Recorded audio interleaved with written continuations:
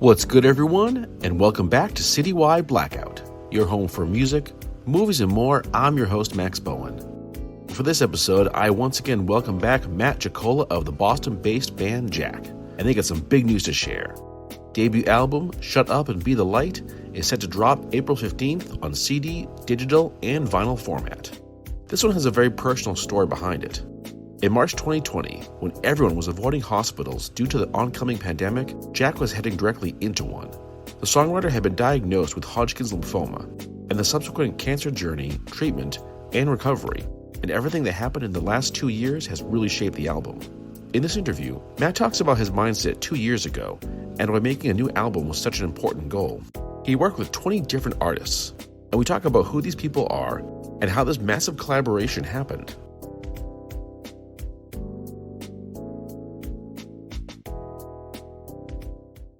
Hey everyone, how's it going? Once again, welcome back to the show. It is so cool to have you guys here. Hope you're enjoying life. You know, we see things blooming, we see things coming back. We're seeing, of course, so many shows and festivals being planned. I've heard that Boston Calling is back, which, I mean, that's huge, frankly. I think that was actually the first major thing to get canceled in my neck of the woods when COVID first hit. So to see a return is big news, but even bigger than that, sorry, Boston Calling. You can't compare right now.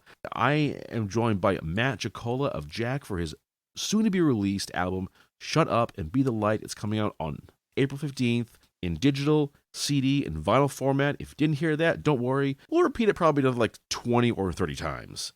Matt, as always, man, it's so cool to have you here, and welcome back. Thank you. Thanks for having me. All right. Now, you've been on the show a couple times to talk about the single releases, which were leading up to the album release. So I think the first thing I'm wondering is, after all this lead up, how does it feel to finally have it done? And at this point, we're only about 2 weeks away from the big release date. Yeah, it feels great. It's very, but also it feels very weird. It's kind of a little surreal because I've just been holding on to it for so long. And I've just been, I listened to it, or I've listened to it many times, and working on the songs. I know them so well. All the recordings, I've just kind of slaved over them for years at this point, actually. So it's kind of crazy to actually put it out and say, listen to this. Yeah, Finally. exactly. And it's like, okay, what am I gonna do now? Once it's out there, it's like, okay, now what do I do with myself?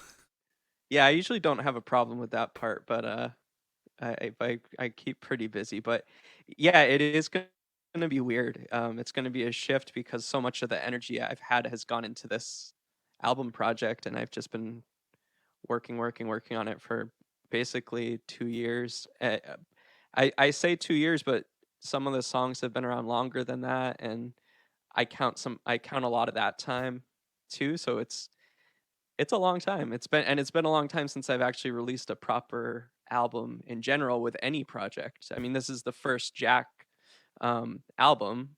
It's like a debut release, but I have released music and albums with other projects, but it's been years at this point since that's happened. So it's really exciting to do it again. And I forgot how much like hard work it is to do an album. In a way, I remember probably the last one I did with one of my old bands, the Binars. That was the last proper album that I did.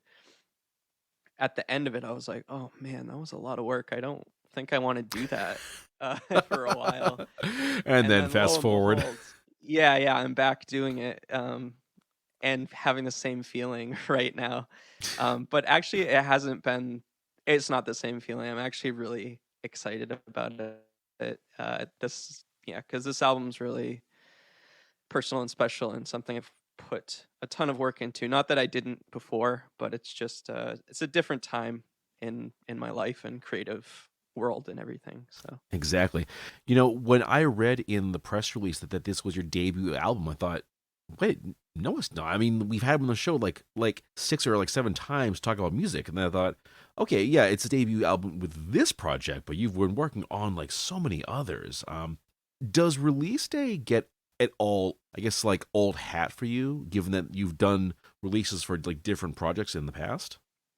no, it's always exciting. It's always very complicated too in terms of, so I talk about this with some of my musician friends, um, where it's hard to describe unless you're a musician. Although I suppose just anybody could understand this, but there's a bit of I only equate it. I hesitate to equate it this way because there's real issues that people have with like postpartum depression and things like that. But that's like kind of like how I relate it in a creative sense. Like I do feel like I just kind of like in a creative sense gave birth to something, and there's a weird kind of letting go feeling and a weird, very complex emotional thing that goes on, which is kind of like if you're not a musician or an artist, you might not understand that. So there's always like a big like there's like a high that happens on release day and leading up to release day, and then there's a bit of a come down sometimes after, and it's kind of riding that sort of thing. So I would never say it's ever old hat. It's always interesting. It's never the same trajectory. Sometimes it's all over the place. Hmm. It's an emotional time. This is my baby. So Exactly. And yeah. you talk about this being a very emotional time, certainly, because really, like, as you mentioned, though, some of the songs do precede kind of the origin of the album. But I think like the real thinking about this began in March of 2020. COVID has struck. Everything's closed down. Everyone's battening down the hatches, not planning to go anywhere for their foreseeable future. And you find yourself having to go to the hospital because you were unfortunately diagnosed with Hodgkin's lymphoma. And so you're dealing with these Yeah. two really parallel crises, this large global one and your own personal one. So I like to start by asking just sort of where the thought began that you want to do an album. Yeah, it was yeah, totally a crazy time. And honestly, there's in that time is when I was thinking about it. I don't know why it struck me during that time. There's other things that you should kind of focus on during that time. Like people tell you kind of take it day by day, look at what's in front of you type of thing. But for me, it's always been hard to do that. So I'm always kind of looking for a project. I'm zooming out constantly, looking bigger picture. And is that quickly became a goal of mine because there was an immediate thing in front of me where I was like, oh my God,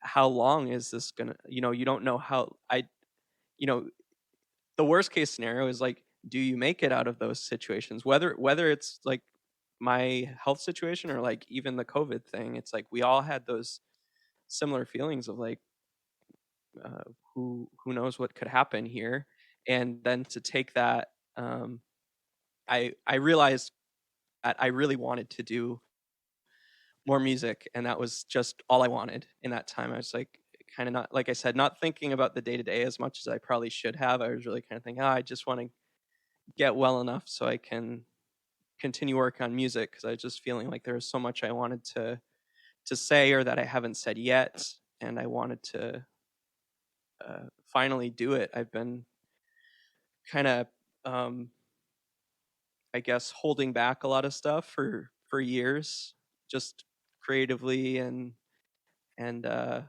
I don't know, musically, lyrically, idea wise, all these things, and just I wanted to make a document of that, and this album is that. That was what I was thinking about. I wanted it to be kind of this thing that I could look back on and be really proud of, and I am proud of it. I'm really excited about it. As well, you should be. And if folks are really hearing your story for the first time, you did beat cancer. You were given a clean bill of health some time back, and of course, that's amazing, man. That's phenomenal news. Yeah, yeah, it's pretty awesome. I just had I go in for like scans every few months basically, and they keep coming back completely clean, and everything is looking good, good, good. So Which is, of course, the answer you always like want to get when you go to the doctor. You want it to be the most mundane, boring thing in the world, and nothing goes wrong. Seriously. exactly, yeah, I'm very happy when I leave those, and I'm just like, yeah, nothing dramatic. has happened. That's a good thing. There were enough like dramatic trips to the to the doctor in the hospital for me, so I'm good when it's really boring. Exactly. Exactly. All right. Um, we're definitely going to dive into the sound and the story, but I want to start just with the title, Shut Up and Be the Light. I really like that because my take on it was just do the good thing, be like the positive force out there. But I want to ask you really about what is the meaning behind this and what you hope people kind of take from it. That's definitely it has a few meanings, I suppose. That's definitely a meaning that I think of it as.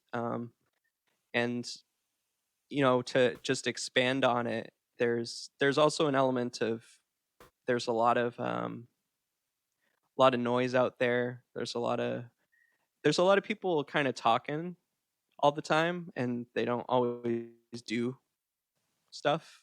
They just kind of talk, talk, talk. So there's a bit of that spin on it too, where it's you know shut up and be the light. I don't know. Just shut up and do something instead of complaining about it or finding something wrong.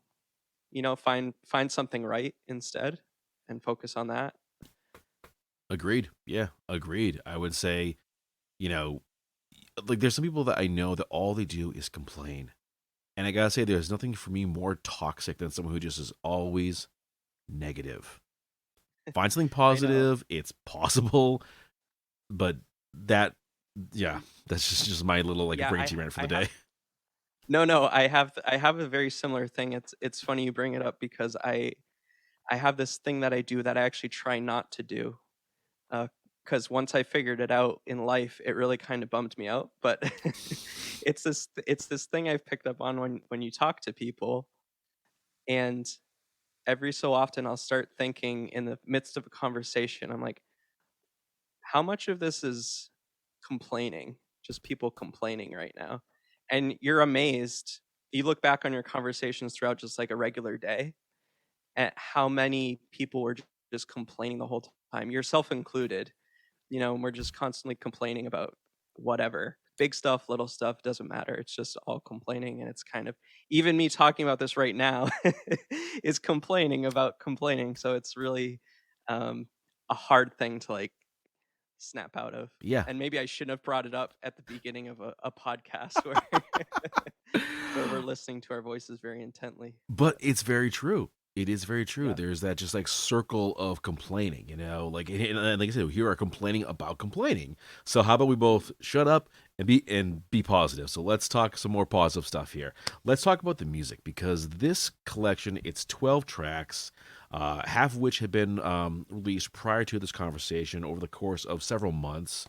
And really an amazing collection of music. But one thing that really struck me is the diversity of sound. This is not just one thing or another.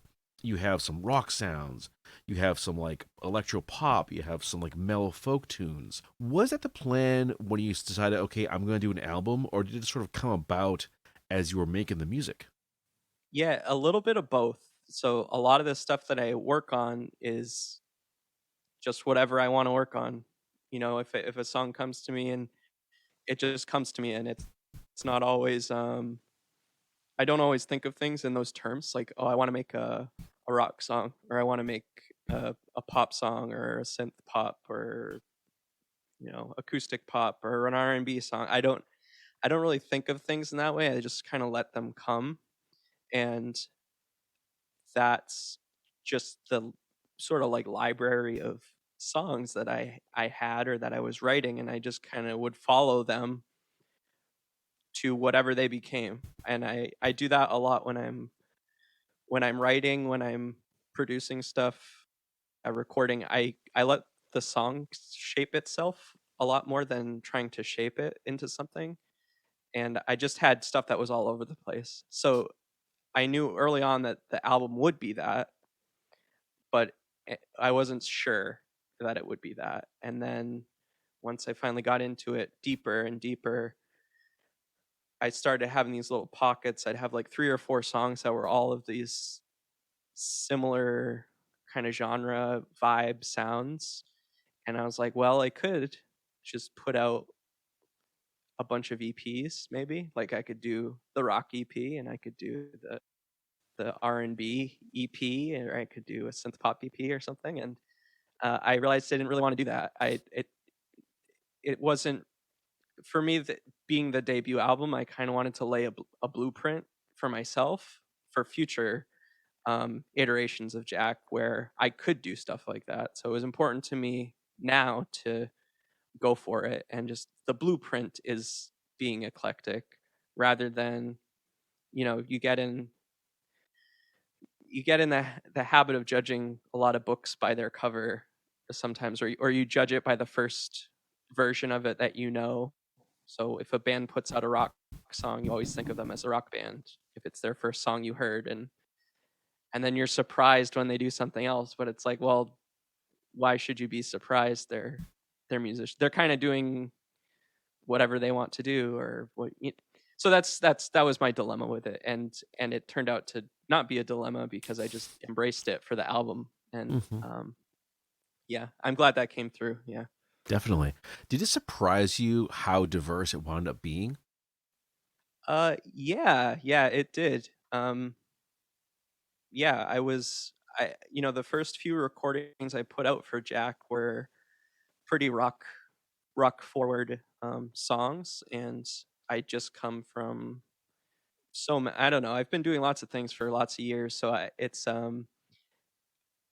in my head. Even I thought maybe it would just be mostly a rock band or a project, and it didn't feel right. It just I had to. I knew I wanted to do more than just that with this project, so um, I'm doing it. I said, screw it, and I'm doing it. Exactly.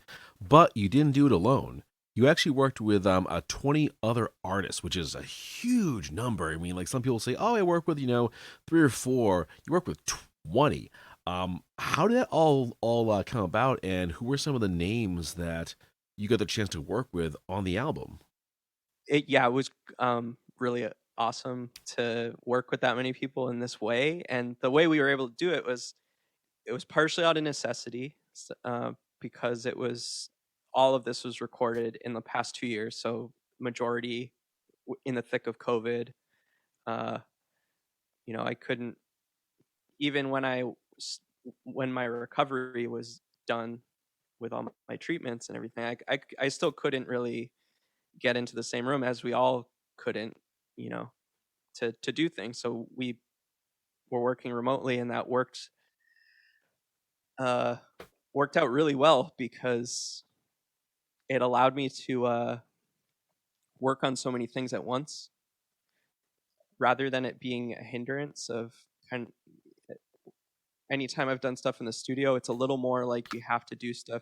Okay, you do all the drums for all the songs first, and then you do all the bass for all the songs next, and then you do all the guitars. That sort of trajectory with the working on the songs, like in a studio, or even just working on songs in general when you're recording them yourself. For this, that was not the case. It was completely all over the place. There were some songs I knew I needed some live drums, so I'd send those to live drummer friends of mine, and they could work on it for however long it took them. When in the meantime, I could then work on stuff here at home and do some acoustic guitar stuff, and at the same time, I could send it to my friend to do some extra vocals on that. And I was just able to be really productive because I didn't have to wait. I mean, I was waiting, but I could do so much while I was waiting, if that makes any sense. Hmm. So, yeah, and I ended up working with lots of people who have been friends of mine for forever, basically since I started playing music. And I worked with some people who I never played with at all, ever, and I just kind of hit them up. And like, maybe, there's a couple people I met on tour with various projects. There's, a couple people come to mind, like Nicole O'Neill. I met her on tour with FBGM, my project with D, and we met in Indianapolis. And we've just kept in touch. We just played a show in Indianapolis once, and we loved each other's bands and just kept in touch. And when it came time to do bass for this song "Ride the Wind," I was drawing a blank. I was like, I don't know what I would do, and I've always wanted to ask Nicole um, to work on something together. So I just hit her up, and I felt like nobody was gonna say no at the time because it was it, it was in the peak of COVID, so it was kind of like all the excuses are gone. You're just like, I know you're just sitting at home right now, so will you help me with this? So it's a lot of that mentality in asking for these things, and it was true. So many people just came through and were willing to help and um, do some pretty awesome stuff. So I have been amazed at the number of artists who have released albums, books, who have laid the foundations for movies because, quite frankly, they had so much time on their hands, and it's really encouraging because I know that there was a period of kind of drought where like everyone was so depressed and upset they couldn't really bring those creative energies to the forefront to make their music. So, but at the same time, it's been really cool to see like after that point, everyone's like put out an album, writing a book, publishing a comic, all these things. And I think for like a lot of folks, the creative experience was kind of their therapy. Which leads to my question eventually.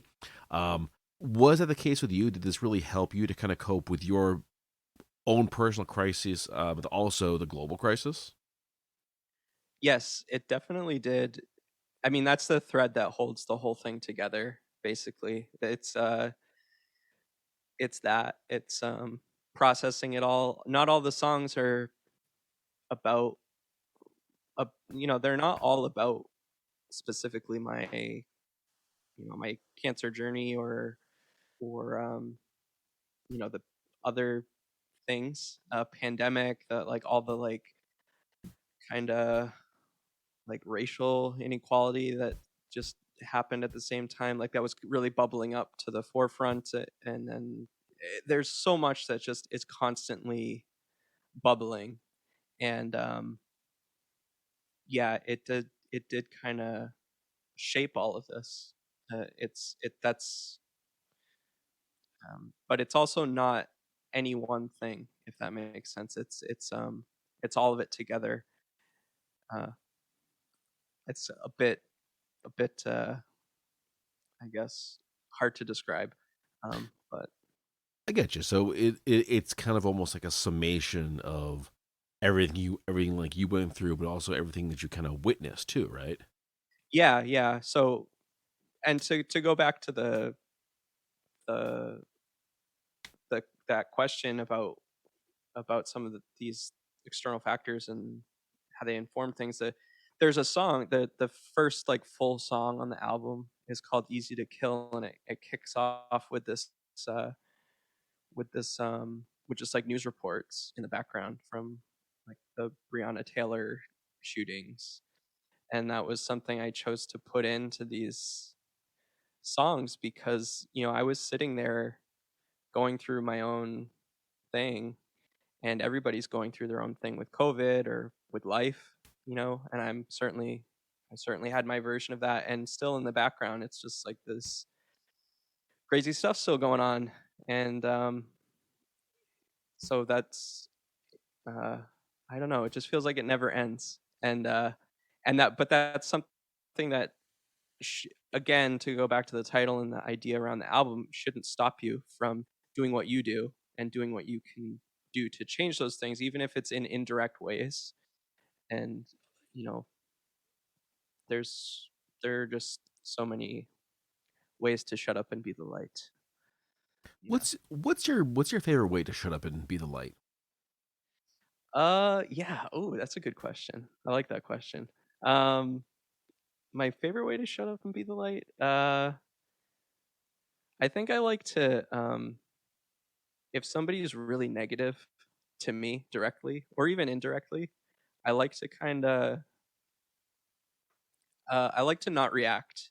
I feel like everybody's very reactive, and I think it's good to not react right away and to take a breath. And generally, I'd say 70, 80, 90% of the time, you'll come out on the other side of that thinking like, you did the right thing. You like shouldn't have acted in that moment. Like, um, I don't want to.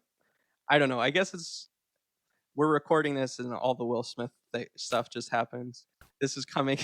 It's been on my mind, but I mean that's like a perfect example of where he controversial thing I suppose to talk about at this point. But I'm just gonna go out there and say maybe he should have just like stayed in his seat, you know, and and been the light. You know, he could have chatted with Chris later, perhaps, and Yeah, that would have been okay. probably would have been the better approach in hindsight. Instead, Mhm. the endless memes. Holy fucking shit. Yeah, the internet is really on fire Meanwhile, there's a war going on. right You now. know, we should probably talk about that. We should, maybe cover that. Yeah, Nope. Okay. Memes. All right, cool. yeah, exactly. Exactly. Right. Yeah. Yeah. Uh, Given the diversity of sound and given that this, I think, stands apart from a lot of your previous work, do you feel like this is like a new chapter for you as an artist? Yeah, it is because I haven't owned this kind of vision uh of actually uh doing it, of actually doing all these things and putting them to tape or like, recording them. I've always talked a big game about, or I think a lot of musicians kind of do, where you say you do everything, or oh, I like all sorts of music. It's not even just musicians; it's people, and it doesn't always show. So I wanted to make sure that this was something that showed that I really do love all sorts of music, and I love all sorts of sounds and types of songwriting, and it's really just the beginning of that too. It's a little, even though it's a full album, it's a little snapshot of what I think could be or could be done or that I could do, you know? So it's yeah, I I'm really excited about it in that way because it's just like I said, kind of setting the blueprint for so many possibilities in the future. Exactly, exactly. And I really like that you're not afraid to try these new things, try some new sounds, try to release an album that doesn't fall into one particular category. It's really like all over the place. But as you said, people listen to everything. If you ask someone, hey, what's your favorite genre of music? They'll say, not really sure. I kind of listen to everything. I think that this is a good reflection Mhm. on the eclectic taste that you have as an artist. And that was going to a question, I think. But anyway. Yeah. Well, yeah, I mean, like, that's a really common thing to just say these days. It's and people do that. I mean, that's our culture now. It's you're not always listening to, you know, you're not always just listening to punk. You're not just like I can only listen to punk rock because that's all I will, that's my thing, or I can only listen to country music. That's all I care about. People don't do that anymore as much. It's kind of like they listen to everything because they can, because the everything's changed in the way people listen to music and appreciate art, and um, so the plus side of it is that. So in a way, this album ties into that too, where it caters to that a little bit, I think. Hmm. We talked earlier about how this was all done from home because this was all done during the peak of COVID. Everyone was kind of home doing their own thing. Having had that experience of producing an entire album basically from your home, from other people's homes, do you think this is your new way of doing music? Do you think you'll go back to the more like traditional methods? I love this way of working. It's proven to be my favorite way of working on stuff. Um I have really no desire to work on anything any other way at this point. I don't I there were so many times that I felt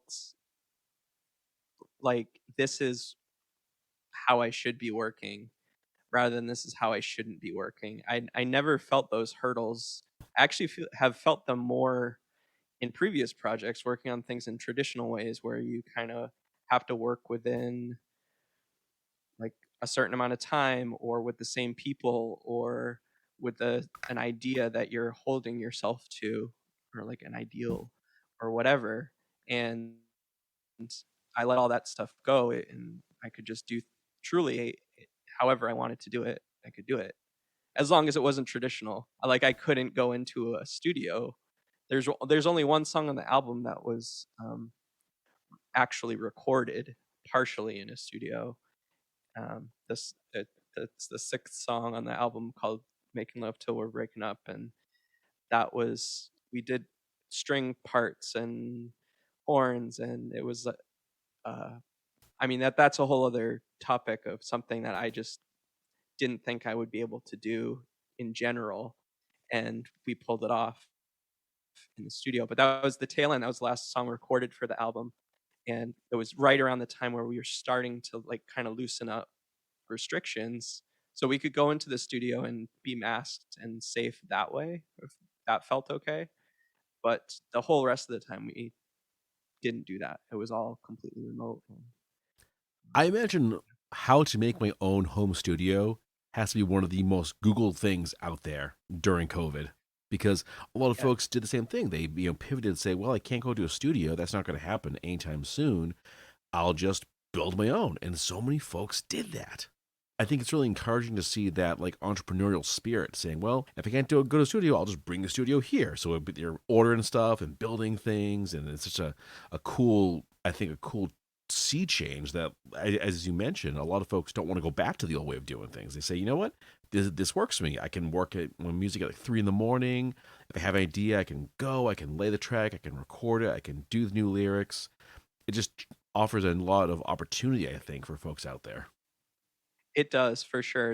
It's yeah, from my point of view, it's more opportunity than like hindrance. Hmm. It's just and especially following through with this project, it really just kind of blew the doors open for that for me, where I was like, oh, okay, these are all things I can actually do. There's a lot of stuff that I I asked for help for mixing specifically. There's a lot of help in the mixing department, but I wanted to mix a few songs myself as well, and I haven't really done that.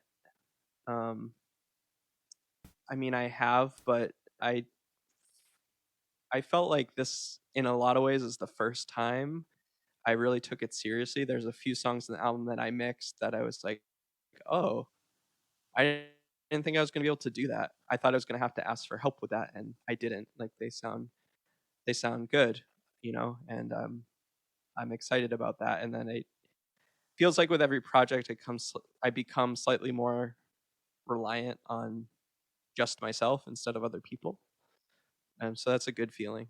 Yeah. You That said, I absolutely love all the especially all the stuff that got mixed by people who were not me. I mean, it sounds amazing.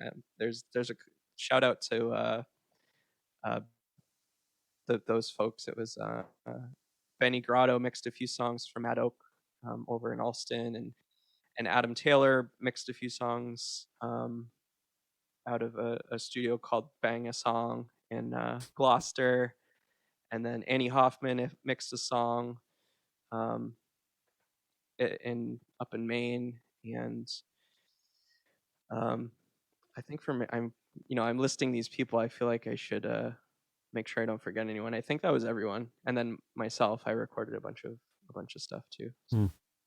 You talk about the opportunity. I think that's definitely the key word there. And like especially in your case, you got to work with all these different artists, some hundreds of miles away, working with different studios, some close, some far. It definitely, I think, gives you the opportunity to, I think, just do the perfect album, because it's like you work with the folks you want to work with. You're not limited by distance or even like cost. Like cost becomes a very different thing. So I feel like this is a really good example of like what you can accomplish in this new age. absolutely, it's it's pretty amazing. I'm still kind of like I don't want to toot my own horn too much, but I just I just feel like it sounds really good, and it was a risk to do it this way. I got to say because um I didn't know for sure if it would all make sense. So, if you work in a studio environment or you kind of just make that investment, you almost sort of know it's going to just make sense in the end. and this I really did not know. I mean, I was there's nothing the same about any one of the songs, and I was really taking a gamble that they would all work together, both from like a thematic standpoint, but also from a sonic standpoint, and how to record them and how to mix them and master them and all this stuff. Uh, it was a bit risky in that way. I mean, I didn't have anything necessarily on the line. It's not. I didn't have the label breathing down my neck. This is self-released, but you know, uh, it could have gone the other way. So Mm-hmm. Definitely, definitely. Is there a particular song on this album that you feel really represents you above the others? yeah, there's one song on the album that I really really like, and it's called "Slide Back Down," and it's my personal at this moment. It's my personal favorite, but I mean, I'll find out when everybody hears the album. It hasn't been one of the singles. It feels like kind of like one of the quieter songs. It's not super in your face. Uh, but there's something about it, the emotional tone to it that feels like that's me. And I can't even quite put my finger on it. There's a it's the album too. There's a lot of hope in it, but there's a little bit of like there's a melancholy to it. There's a little bit of weight, but there's it's major. You can tap your foot to it at the same time. It's a little bit of everything. I really like that song and how it came together. So that's probably the one I'd point to. I wouldn't necessarily say it's like the standout um like sonic moment either. It's kind of really um kind of subdued in a way, but I think there's some strength in that. So Mm-hmm. Yeah, like I would say if I were to pick one of the more intense songs, maybe Japanese Butterfly. That was definitely one of the more like intense like rock songs. But then following that is Making Love Till We're Breaking Up, way more mellow, but still stands out in a very different way. Um, and one thing I've really liked about your music too is that you put a lot of yourself into it, a lot of your heart and your soul into the music.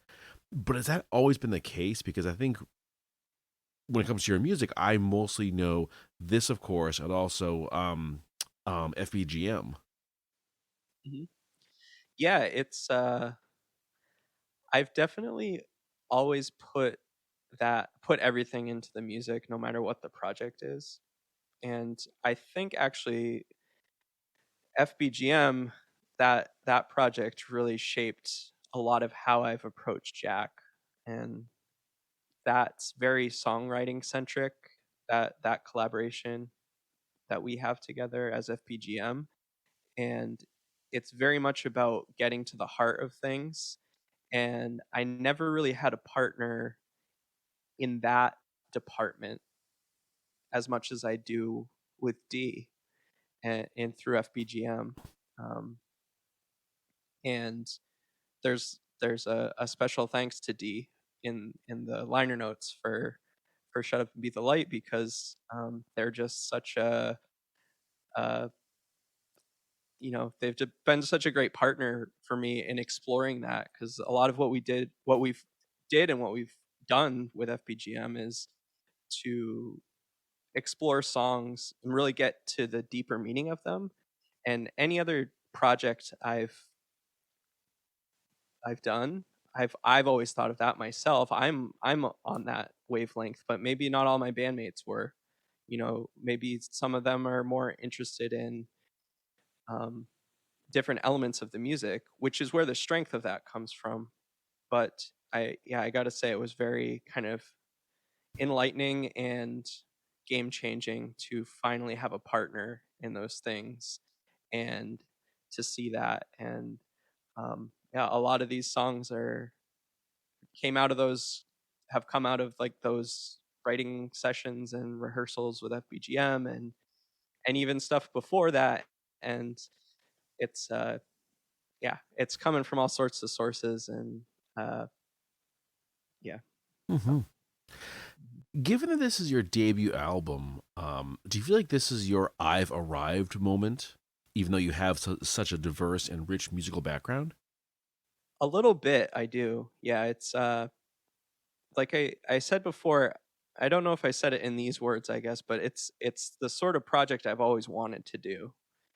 And by that I mean I've never really put out an album like this before. I like I was saying before, I've talked a big game about how all of my other projects before this were eclectic and pulling from all sorts of sources and referencing different things and showing appreciation for this and that, and that's all true, but it's I don't think it's ever been as apparent as it has been with this album.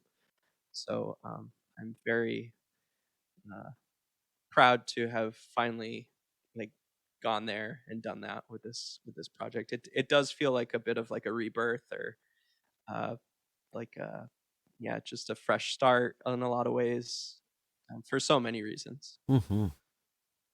Why else is it a fresh start? What are some of those other reasons? It feels like you know I I've gone through a lot in life in just the past 2 years, and um, that all feels like a fresh start. I when you come out of a kind of a health situation like I had, you've changed. There's no way around it. You're probably not going to come out of that changed in some way, and that's how I feel about. It's informed this project. It's informed kind of approaching things with a with an attitude that's uh, kind of like I don't give a shit. I don't care. It's like, what else are you gonna throw at me? I'm just gonna do what I want to do, and screw it. Who who's gonna stop me? You Mm-hmm. know. I like that. I really like that. Mhm. All right, let us move on now to the album art because, of course, this has been a lot of different iterations because you did like a different album art for each single release, and that was donuts. Now, personally, I was thinking there might be some road pie, but a bit of an in joke, folks. If this is confusing you, listen to the past interviews, you'll get it. Um, how did donuts come into play as the album art, and is there like a meaning behind that? Yeah, there is. I definitely, yeah. So early on, I knew I wanted to use the donuts as kind of the symbol for the album. So there's a couple reasons for that. One of them is I feel like everybody loves donuts. Like it's hard to find somebody who's like, ew, donuts. Everybody's kind of like, if they don't love donuts, they're like, I will tolerate donuts. Um, I don't think you'll find too many people, you know, picketing against donuts. So Yeah, there, I feel like unless it's like a health reason, there everyone yep, wants donuts, and no one's gonna say no to that. And if they do, I don't want to know them. I think we yeah, can just yeah, pass exactly. along, agree to disagree, but see you later. Yeah, yeah. So I mean, I wanted to take this food that I felt like everybody loved, and the twist with the single art and the album art is that the donuts are we purposely did not photograph like the picture perfect donut. Each one is a little messed up, and that's what the album feels like a little bit.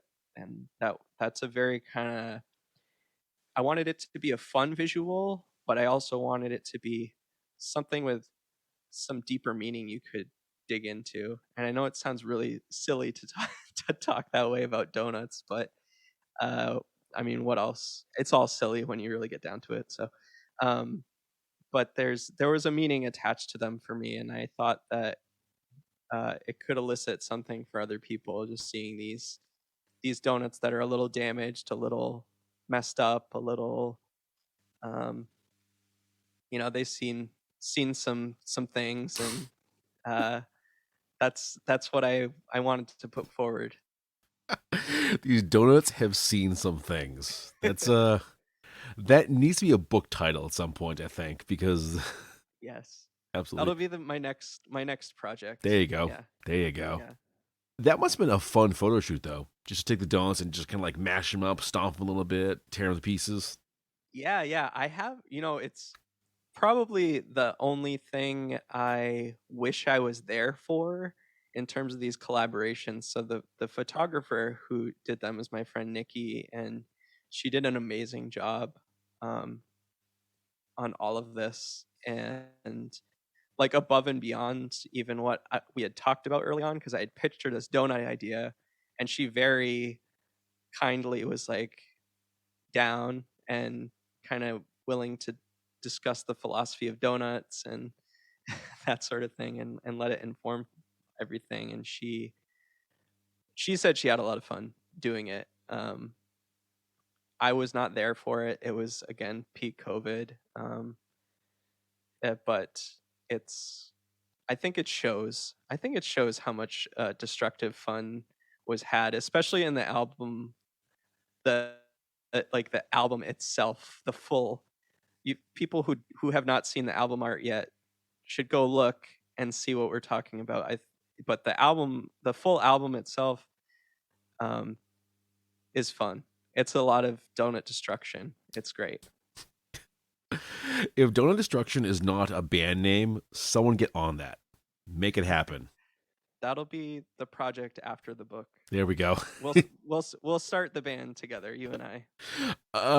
Is the fact that I have absolutely no musical skill a hindrance? No, it's fine. All right, cool. We'll figure something We'll out. figure something out. All right, we'll see what happens. But what is going to be next for you now? This album again out on April 15th, digital, CD, and vinyl format. But what's after this? Well, I've finally started working with some people behind the scenes to do some live performances, I hope. So I'm hoping that comes together in the second half of 2020, that we could do some live performances.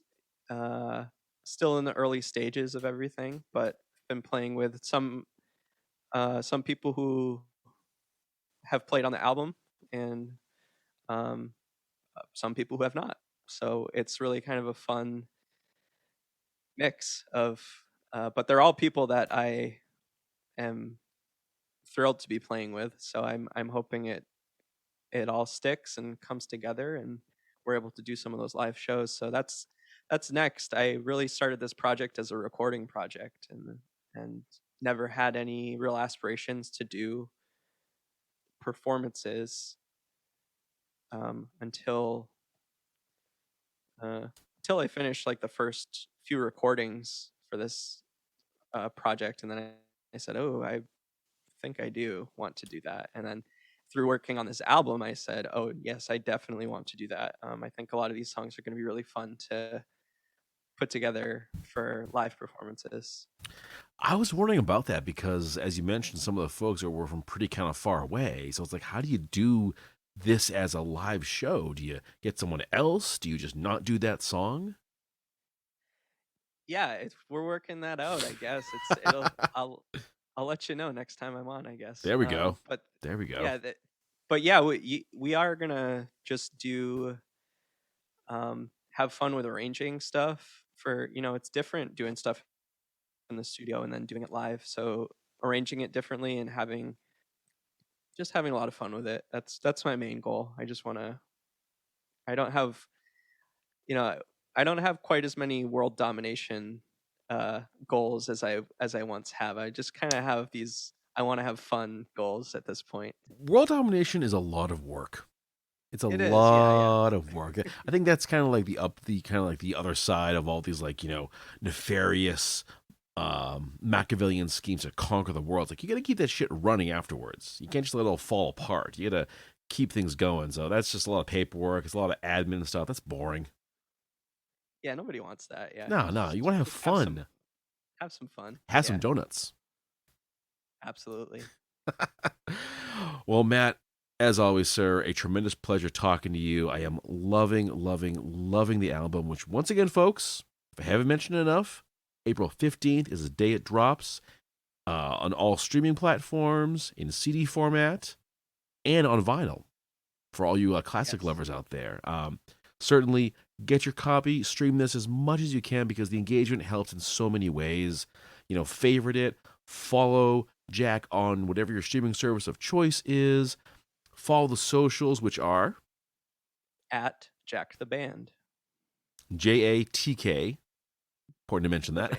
Band. Yeah, that's a good one to mention. Exactly. How to spell it. Follow him, share the post because, again, the engagement helps so much to just drive up that listenership and drive up that attention. However you can do it, make it happen. And Jack, Matt, until next time. Thank you very much. Good to talk to you. Hi, this is singer Kate Eppers, and you're listening to Citywide Blackout.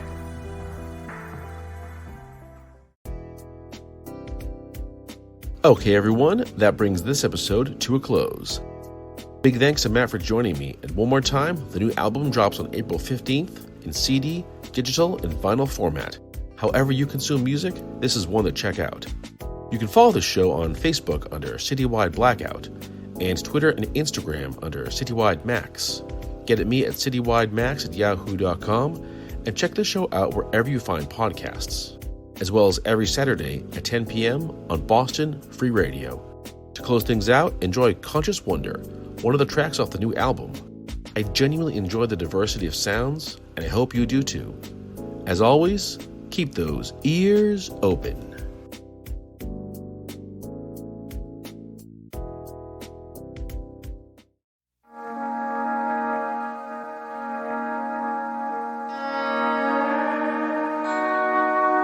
Are you conscious?